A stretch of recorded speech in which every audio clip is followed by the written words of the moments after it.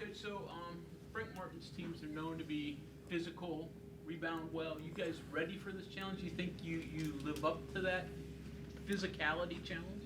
We're going to find out, right?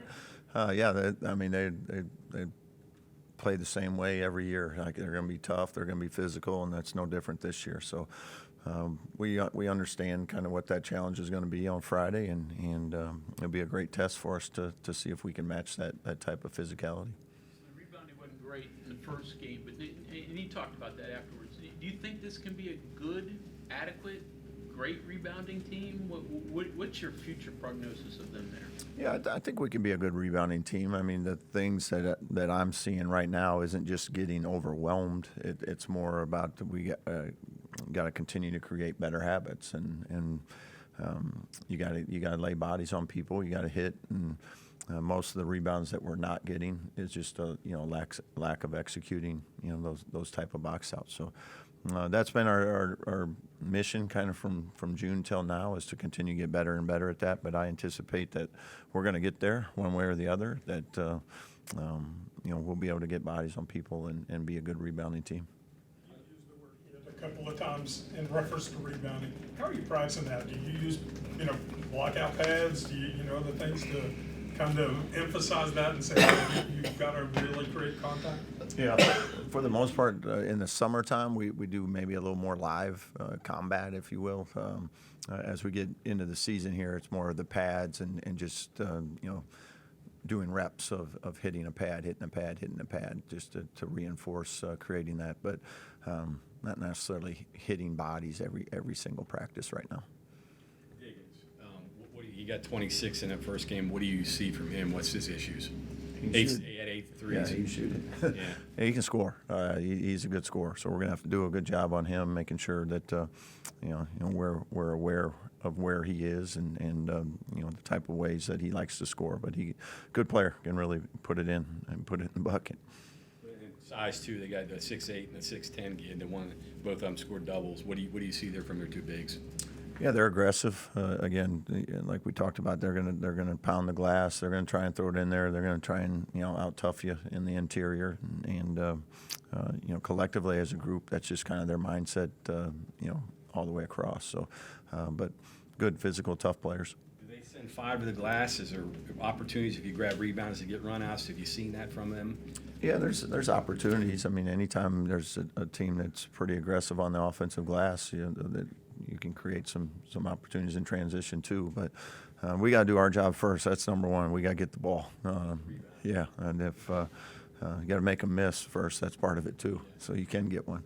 But that'll be the challenge. Is how do we get them to miss that first one and then not let them get a second one. So does Sincere Harris automatically get the best offensive player pretty much no matter who you got? How do you match that up? I think for the most part, he doesn't give me much of an option. He's just like, I'm taking him, coach. So I'm a pretty agreeable guy. So I was like, sounds good. Some of that would depend on as we go. There might be some matchups where it's a power forward or something. But from a perimeter standpoint, he loves that challenge, and I love the fact that he embraces that. On the alley-oop dunk attempt, you had him come over and coach with you a little bit after that alley-oop try there. Yeah, I was just trying to tell him how I would have done it, but it was we had some fun with that one afterwards. When you're talking about physical play, it kind of made me think back to, I remember a number of years ago where Izzo used to have his guys practice shoulder pads and helmets, and I'm sure there's a bunch of different ways to stress the physicality point, but I mean, not every team is physical, right? I mean, is there any dangers of trying to make a finesse kind of team more physical or vice versa? I mean, it's almost like maybe trying to change the overall idea sometimes, maybe. I want our teams to be physical, so we're going to do everything we can to be as physical as possible. I mean, we want that to be our identity, the way people talk about Coach Martin's team. I want them to talk about our team that way. That they're gonna come out. They're gonna play tough. They're gonna play physical, and that's gonna be what we're gonna try and make our identity every day. And so. Have you done that? The shoulder pads, helmets, or anything? I've done it before. We did it when we were at Creighton. We didn't have a football team, so we had to borrow another team's helmets. So, Did the Robert Morris tape look as good as it did in real time? the first 10 minutes, yeah, they looked. That's about how you'd want it to look as a coach. I thought we were very aggressive. I thought we played tough, physical, defensively. I thought offensively we moved it, shared it, executed pretty well, took care of the ball. That was what you'd like to see. So again, like we mentioned after the game, it's just we got to continue to work on sustaining that for longer periods of time, and that's our challenge as we continue to go forward. And big test on Friday with a physical team that's going to get after us a little bit. So you had to borrow another team's helmets. Whose helmets did you have to borrow? Nebraska, Omaha, in town. Yeah, so they might still have one in their storage room in Creighton. I don't know, but yeah. Did you watch any of the game last year against UMass? The assistants watched the full game. I haven't watched the full game yet. I've only seen some clips of it, but obviously that was a physical game from all accounts that I've been told. So and they have a little bit different roster from a year ago as well. So but their identity's still the same. If I go back to something from after the game, like you mentioned, kind of like scripting your start, right? Does that come from scouting report? Is that stuff that you watch and practice, saying, "Wow, we're pretty good at this all of a sudden," or "This is a good action"? How do you figure out what to do there? Yeah, so basically for each scout, we'll take a collection of plays out of our whole playbook and pick 10 to 15, and it varies game to game, of things we think would work against what they do defensively, and that'll be what we'll focus on for that game and try to run that grouping of plays throughout the game. Doesn't mean we can't pull from the rest of the playbook during the game if something else kind of presents itself, but in general that's kind of the idea behind the scout. At the start, if you figure that you have a good matchup, you want to get somebody rolling, whether it's in the post or on the perimeter, do you try to heat somebody up early if you can, if you think it's going to be a good day for that person? Yeah, there's lots of ways to approach it. And again, a game by game, maybe you're just trying to get somebody a little confidence that's been struggling, or maybe it's getting one of your better scorers, some early looks. There's certainly different approaches to each game or each half, even sometimes in the second half. Hey, we got to get this guy going a little bit. He's been a little quiet, so let's try to see if we can get him an easy one to start a second half. So. What happened with your son in this game, first game? That he scored the first 8 points? No, he kind of did that on his own, to be honest with you. Yeah, I mean, he got a steal and a dunk. We didn't design that one. Yeah. You mentioned the laws. How do you guard against it? What can you do as a staff? I mean, other than, I guess, sub. When you talk about these laws where you get out to that and then you get these, points where you don't score, or it doesn't go the way you want it to, what do you do? Yeah, it's hard. I mean, it happens in basketball. You have those, stretches where you can have some empty possessions or whatever, and they can turn into 3, 4, 5 minutes sometimes, and that's tough. So I think the biggest thing is just making sure when you have a few empty possessions to try to make sure that third, fourth, fifth possession, whatever it may be, that you get a good shot. You call a set then maybe? Most of the time, yeah. We'll try to get maybe a look we want. You just have to be careful because it can slow you down a little bit too, and I still want to see, even in transition, to stay aggressive against a broken floor, broken defense. So the more you run sets, the more the game's going to slow down, and that's not necessarily a bad thing, but we want to make sure we take every opportunity we can to get out and run in transition.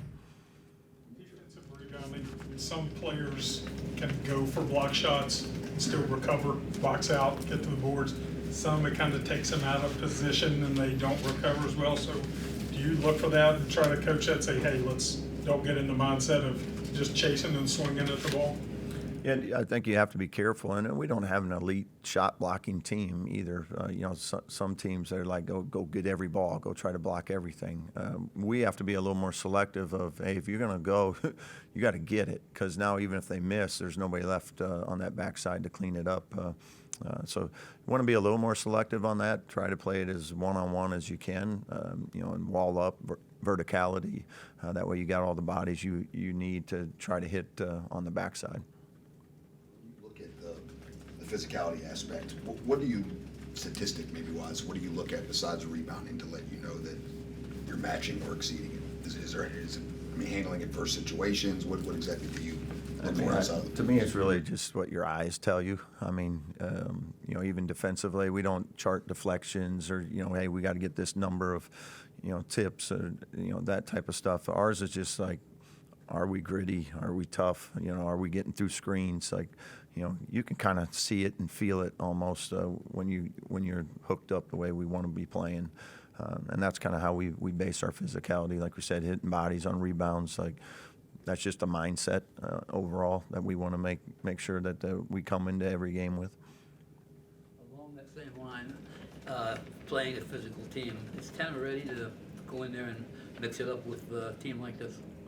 Yeah, I think so. I mean, again, as this year goes on, we'll learn a lot about our guys, and you know, every game, every night out, you'll see, you know, kind of their strengths and weaknesses. But I think he's ready. I love the poise he played with the other night. I thought he did a really good job for a freshman point guard to come in and play the way he did. So I'm excited for him. He's confident. He's aggressive, and that's what we want. You're about a week away from early signing period. We know you have 2 commits, but how many do you think you'll sign during this? Have you thought a ton about? Well, I'm sure you have. That's a stupid question. What's recruiting going to look like in a week or so? I don't know. Might have a surprise. Might not have a surprise. The reality is we're just always recruiting. So, you know, we have recruits on campus that come into games, official visits, and that'll continue throughout the year. So, you know, you always just wait for, you know, the ones that, you know, want to be here, want to be a part of it. And when they're ready, we're ready. And that's the way we'll approach it. But I've asked you about this a little bit before, but it's sort of 50-50 split for you with newcomers between transfers and true recruits. How would you like that proportion to be? yeah, I think in the ideal world, you get, you know, some returners, and then you have some freshmen coming in, and then, you know, fill some needs in the portal in the spring. And that's, that way you have some, you know, something that you can sustain for a longer period. You got some continuity. In the ideal world, that would be it. But you also have to be able to adapt to what the situation presents itself as. You know, if you know, lose some guys in the portal, you got to make sure you're got yourself covered to be able to fill those holes and those needs. I know you mentioned one of the red numbers for you was the offensive rebounds. They got 16. And I look at New Hampshire; they got 18 against what you think would be a good What do you deduct from that? I mean, they were aggressive too, New Hampshire. And also, they missed a lot, so there were more to get.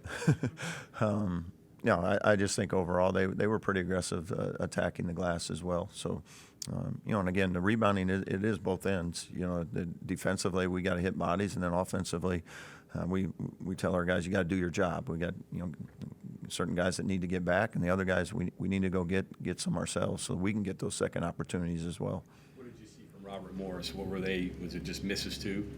Bad misses or just box outs? Yeah, a combination of things. Yeah, a combination of things. You know, there was a few times, probably 4 or 5, where we had, you know, our hands on the ball and we didn't rip it off. You know, and then it, you know, bobbled it and fell into their hands. So again, that's a little bit of a mindset too of, you get that hand on the ball, you got to come away with it, and you know, so and then the rest were, you know, box outs or, you know, different types of things, and they all add up to a lot of offensive rebounds, and that's why we got to get better in that area. Generally, were you happy with the way they went after? Just got to finish. Yeah, I think in general we went after, you know, went after the ball and stuff. The box out piece, you know, that's the part we got to get better at. But I thought our mindset was fine. You know, we went to go try and get it. We just got to get a little nastier with it. Coach, the UMass game itself, it's basically a return game from last year's meeting. The fact that it's the second game of the year, a little bit of a challenge, does that present kind of like what you would like philosophy-wise, schedule-wise, to have like an early challenge early in the year? Or I'm assuming, you know, you can come out of this game and you'll have a really early picture of, you know, what needs work, what looks good, and that kind of stuff. Yeah, that, you know, where the games kind of fall, it's like I think every game's a big challenge. So, you know, the scrimmages help too. You know, you get an opportunity to see your team there as well. But, you know, you have all summer and fall to get ready to play, and it's like we got to go play. And Friday it's UMass. So, you know, they got an early season game as well. So for both of us, it's get those challenges early, late, wherever it is. They're hopefully you're ready for them. Is getting, you said getting nastier, is nasty a skill? That's deep. Like, you wouldn't ask, like, if you would, I'd say you wouldn't ask a center to shoot threes, but like, you wouldn't ask somebody to do something they can't. Like, is that something that you can make everybody do, like, hey, go hit this guy or play Yeah, like, maybe the guy doesn't have it? Yeah, I just we want our identity to be kind of tough and physical, and that's what we want every guy's mindset to be, to try to play to that. I don't think that's necessarily a skill. I think some guys maybe naturally are it's easier for them to go that way, but I think it's again, certain teams have a reputation for how they play, and we want our reputation to be kind of along those same lines. What was your reputation as a player? Slow. I know that. You're a big jump defensive guy. You like to have something in your hip pocket when you need to pull out and stop. I'm sure Monday or Tuesday or whatever was vanilla. Do you like to have something in your hip pocket? Yeah, we have some things that throughout the year that you like to have that you can throw out there. We work on them a lot, and then I always chicken out and end up just sticking to man. Because at the end of the day, it's you got to be able to mix up maybe how you're coveraging or what your coverages are in man to man. But if that's what you spend 90% of it, I want us to be good at that. And if whatever other defenses you have, if you don't put time on them, you can't expect to be good at them. So you can throw them out there, and they may work on a given night just to throw somebody off. But yeah, Stop a run maybe. right. I think I went zone 3 times last year, and I think they made 3 threes all 3 times. So yeah. Not like a point drop or a 1-3-1 or a 1-1-3 or something crazy like that. That's not your MO. Yeah, we did a lot of matchup zone. I did it one year, I think my 3rd year at Drake, we did man on misses, zone on makes, until we got into conference play, and then they started making 3s, so we quit doing that. But Was that just to cover up some of the things that? it was a little bit. We did it a lot when I was with Dana Altman at Creighton. We did a lot of that. We did a lot of 3/4 court press back into a matchup zone. So spent, I think, almost 12 years doing that there. So it's something we have. It's something we work on, some, but we just haven't used it a lot. Anything else? Thanks, Coach. Awesome. Thanks, everyone.